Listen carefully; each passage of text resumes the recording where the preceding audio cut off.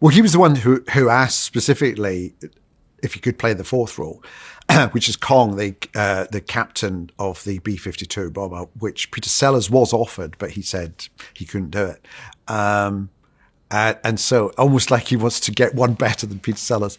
But what we did was, when we had done our very first draft, knowing it was still early days and that a lot would change, we sat down with Steve and went through it so he could start talking about how he saw the characters, because that would then give us more ideas that we can then feed into the next draft of the script. And it was organic that way, in that we developed the character. Because what he didn't want to do was an impression of Peter Sellers doing the characters.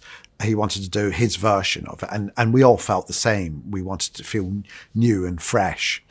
So there was that. So actually, it kind of meant that when we arrived for the rehearsals, it wasn't a surprise. You know, we'd already worked out how it was going to work, and it was more, a lot of work in the rehearsals went really on the staging of it. How do we get him from there to up there,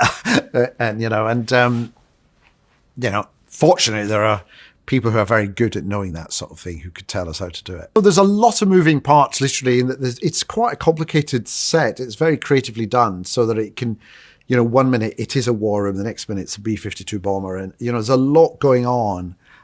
So it makes it kind of visually, as well as comedically, visually a kind of an exciting show to see as well.